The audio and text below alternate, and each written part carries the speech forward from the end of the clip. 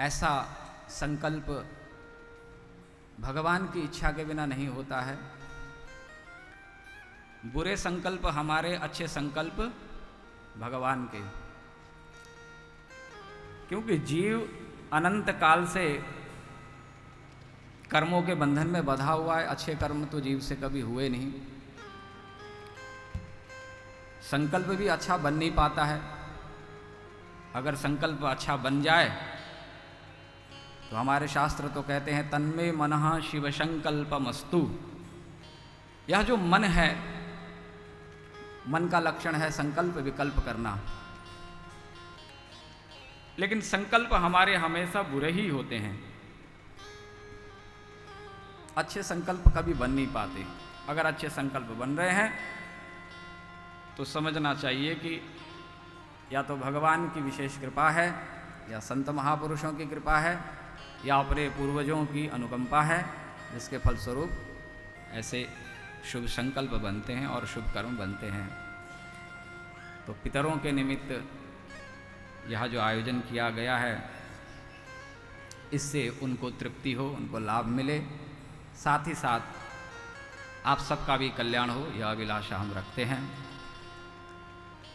और ऐसा ना सोचे कि केवल पितरों को प्रसन्न करने के लिए ही यह आयोजन है, होता है या होना चाहिए।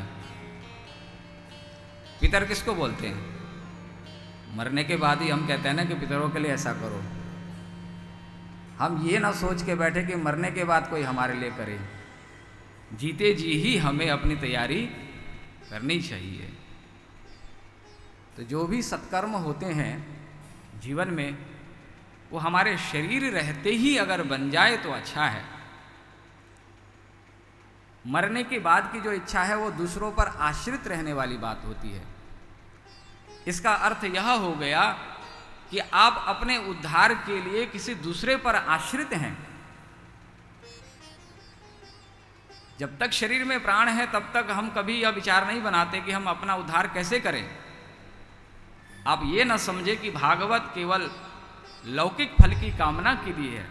हाँ, भागवत जी सर्वसिद्धि प्रदायक हैं। जो चाहोगे सो मिलेगा। ये कल्प वृक्ष है। कल्प वृक्ष के नीचे बैठ के जो चाहोगे संकल्प कर लो, पूरा हो जाएगा।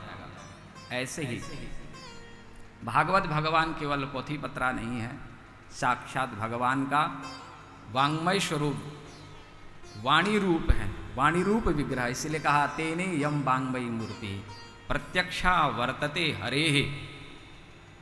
ये वांग्मयी मूर्ति है, प्रत्यक्ष है, हरि का स्वरूप है। श्रेवनात् श्रवणात् पाठात् दर्शनात् पापनाशिनी। इनके सेवन से, श्रवण से, दर्शन से समस्त पापों का उन्मूलन, नाश हो जाता है। इसीलिए संकल्प जरूर करें। बिना संकल्प के जीव रहेगा नहीं। जिस दिन संकल्प रहित हो जाएगा मनुष्य, उस दिन वह मुक्त हो गया। क्या हो गया? मुक्त। मुक्त का अर्थ क्या है?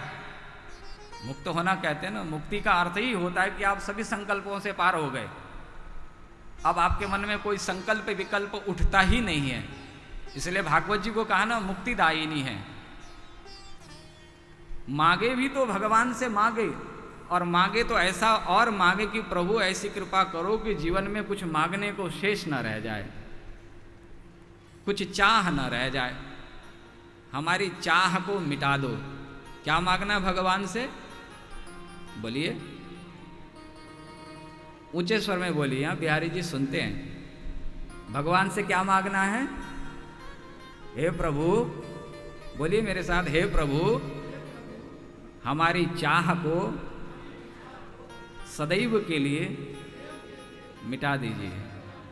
इस मन में आपके अतिरिक्त और कोई चाह उत्पन्न न हो। बस यही है भागवत का सार। भागवत 4 अक्षर है। भक्ति, भ से भक्ति, ग से ज्ञान, व से वैराग्य, त से तप। भागवत जी तप करना भी सिखाती हैं, और तप से ही तो सब कुछ मिलता है। आज का जो दिन है आज का विशेष दिन है महात्म्य का। भागवत जी के चरणों में हम बैठे हैं, तो ये जो भागवत जी हम सुन रहे हैं, इनकी क्या महिमा है? महात्म्य का मतलब क्या है? महिमा, फलश्रुति। बिना महिमा के रुचि नहीं होती है। जिसके बारे में आप जानते नहीं हैं, तब तक आप उसकी ओर बढ़ते नहीं हैं, हम बढ़ते नहीं हैं। जब किसी विषय, वस्तु, पदार्थ के बारे में जाना जाता है, तो जानने के बाद क्या होती है? उसके प्रति चाहना उत्पन्न होती है, इच्छा उत्पन्न होती है। तो भागवत जी के चरणों में बैठ करके भागवत जी की जो महिमा है, उस महिमा को पहले हम जानेंगे। महिमा को जानने से फिर हमारा मन उधर को जाने को होगा। इसीलिए तुलसीदास जी कहते हैं, बिनु जाने नहीं होई प्रतीति, बिनु जाने नहीं होई प्रतीति, बिनु जाने नहीं होई प्रतीति, बिनु जाने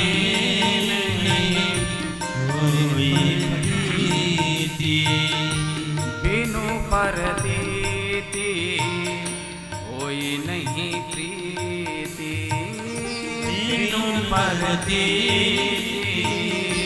होई नहीं प्रीति, बिनु जाने नहीं होई प्रतीति। जब तक आप किसी के बारे में जानेंगे नहीं, तब तक आपको भी उसके प्रति श्रद्धा नहीं होगी। जब तक श्रद्धा नहीं होगी, तब तक प्रीति नहीं होगी।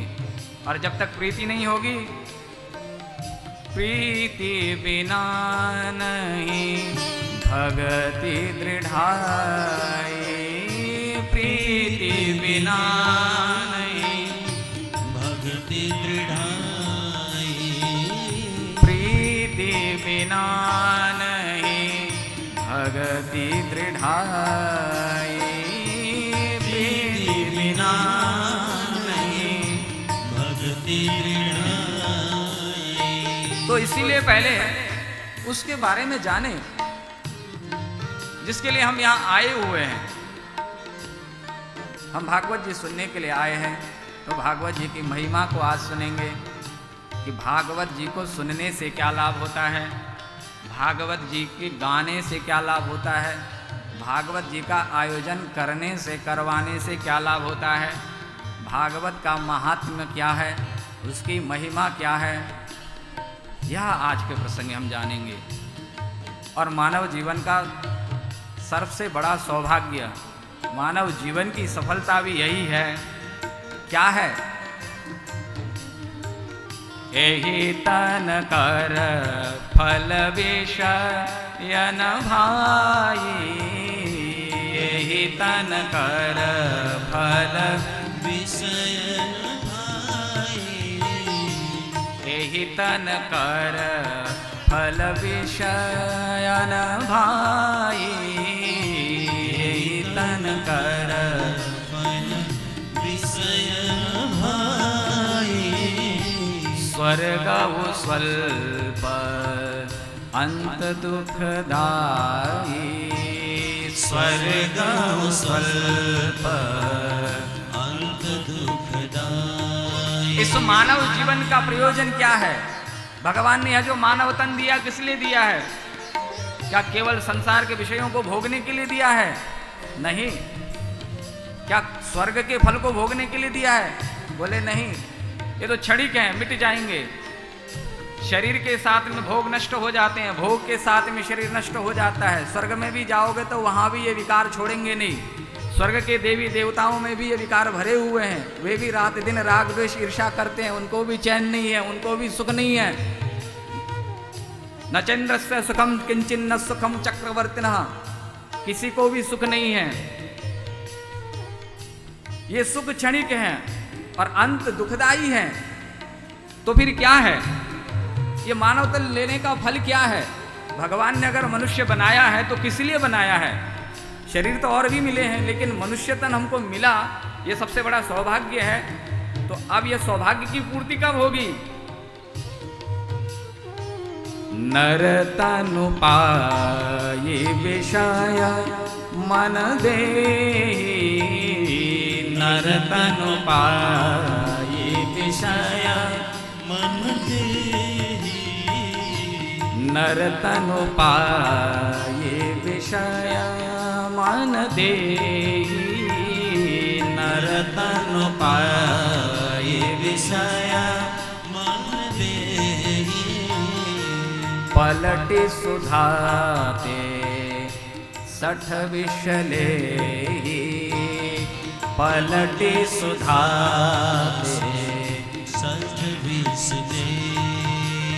मानव तन भगवान ने विषय भोगों को भोगने के लिए नहीं दिया है, या मानव तन तो इसीलिए दिया है कि इसी तन से हम देवत्व को प्राप्त करें, देवत्व नहीं, इससे हम परम पद को प्राप्त करें, हम मुक्त हो जाएं, हम सभी विकारों से मुक्त हो जाएं, सभी कर्म बंधन से, कर्म राशियों से मुक्त हो जाएं और भगवान के परम प्रेम को हम प्राप्त करें। इसीलिए हमें यह मानव तन मिला हुआ है।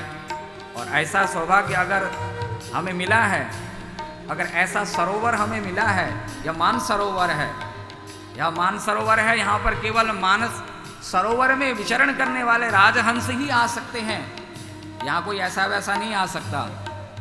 भगवान की कथा का सौभाग्य भी सबको नहीं मिलता है, कथा का सौभाग्य सबको नहीं मिलता है। और जिसे लगे कि मिला हुआ है सौभाग्य, तो समझना कि सौभाग्य मिला है कि नहीं मिला है वो भी अच्छी तरह टटोल लेना अपने में। सत्संग में आकर बैठने से ही ये भी सौभाग्य नहीं माना जाएगा, सत्संग में आने के बाद में उसका लाभ भी हमको मिलना चाहिए। यहाँ तक तो आ गए, ठीक है, कुछ पुण्य हमको खींच के यहाँ तक ले आए, लेकिन यहाँ आने के बाद में अगर हमारे जीवन में बदलाव आया, जो हमें मिलना चाहिए वो हमें मिल गया, जो हमें पाना चाहिए वो हमने पा लिया, तो समझना कि सत्संग में आने की सार्थकता हुई है। आवत यही सर अति कठिनाई, आवत यही सर अति कठिनाई, बहुत कठिन है। प्रायः सबका मन करता ही है, अधिकांश लोगों का मन करता है हम भी सत्संग में जाएं, हम भी सत्संग सुने, हम भी भजन करें, भगवान का भजन करें, लेकिन मन की बात मन में रह जाती है। अरे महाराज मन तो बहुत करता है, लेकिन क्या करें, क्यों नहीं आ पाते भाई? आवत यही सर अति कठिनाई, आवत यही सर अति कठिनाई, राम कृपा बिनु आई न जाई, राम कृपा बिनु आई न जाए। क्यों भाई, बिना राम की कृपा के कैसे आया नहीं जाता है? बोले बहुत मुश्किल है, बड़े बड़े पहाड़ हैं यहाँ, इन पहाड़ों की चढ़ाई करनी पड़ती है, पहाड़ों को पार करना पड़ता है। अब हमारे बहुगुणा परिवार में पहाड़ों से आए हुए, उत्तराखंड से आए हुए हैं, पहाड़ों को पार करके आना पड़ता है। बोले वो पहाड़ नहीं, फिर यहाँ कैसे पहाड़ हैं? जो बाहर के पहाड़ दिखते हैं ये पहाड़ नहीं, यहाँ कुछ और ही पहाड़ हैं। जीव आना तो चाहता है सत्संग रूपी इस सरित में, इस सरिता में आना तो चाहता है, अपने आप को निमज्जित करना चाहता है, लेकिन बीच में अवरोध हैं। वे पहाड़ कौन से हैं?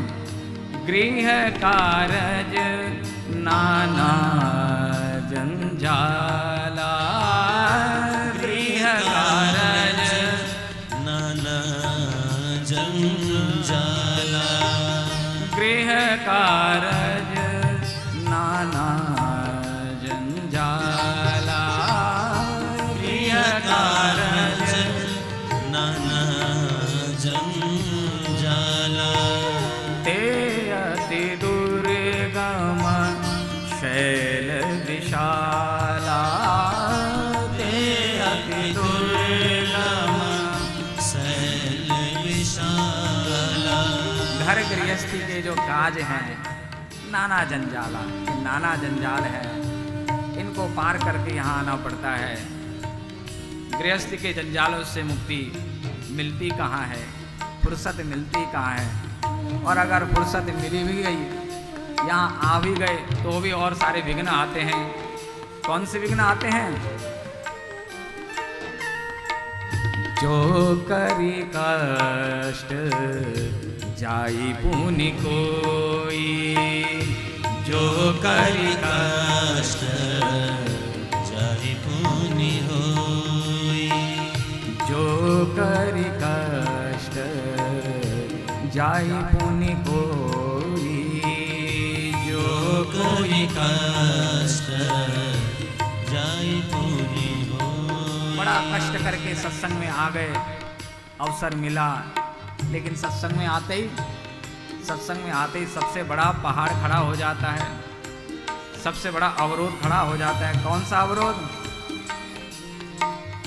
जात ही नींद जुड़ाई होई, जात ही नींद जुड़ाई होई। अब बताइए कौन कौन ऐसे महापुरुष हैं कथा में आए और नींद ना आए?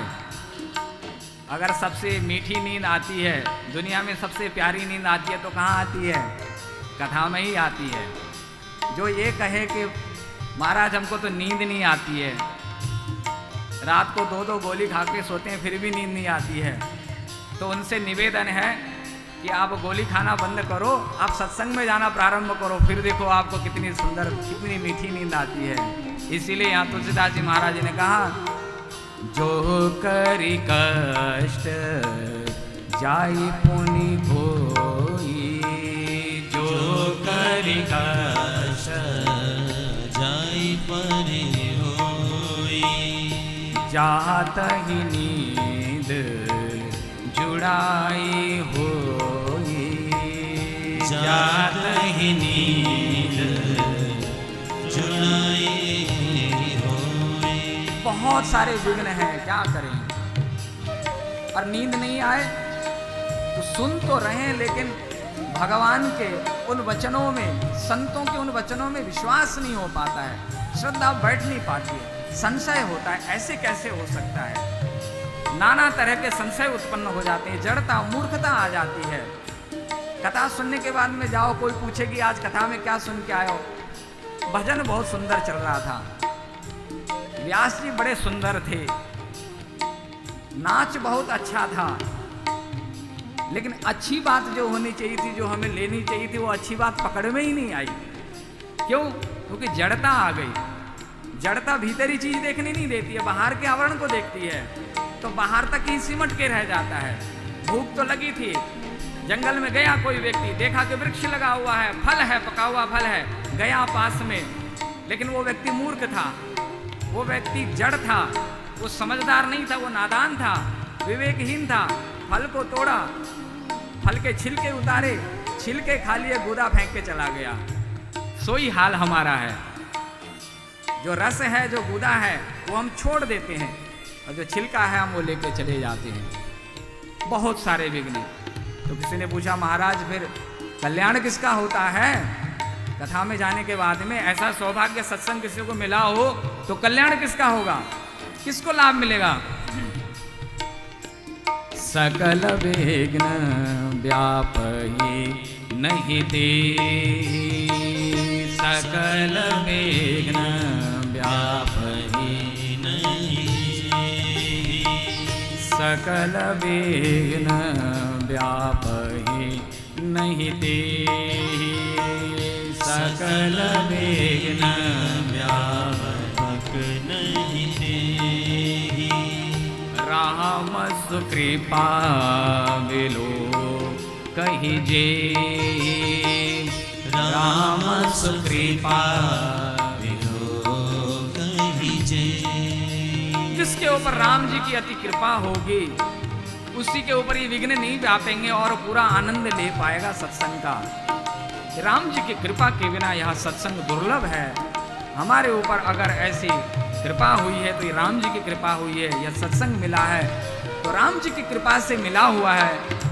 अति हरि कृपा जाई पर होई, अति हरि कृपा जाई पर होई, पार पावत रही मार्ग सोई, पावत रही। भगवान की जब अति कृपा होती है तो ऐसा दिव्य सत्संग का लाभ मिलता है, और जिसको मिल जाए फिर तो जीवन के समस्त प्रकार के बंधनों से वो धीरे धीरे मुक्त हो जाता है और अपने स्वरूप को वो एक दिन जरूर प्राप्त हो जाता है। यह सत्संग की महिमा है। आगे आप महिमा को सुनेंगे, कथाओं को सुनकर के आप जान पाएंगे कि कैसे कैसे जीव ने अपना कल्याण किया है सत्संग के आश्रय से। बोलो श्रीमद् भागवत भगवान की जय।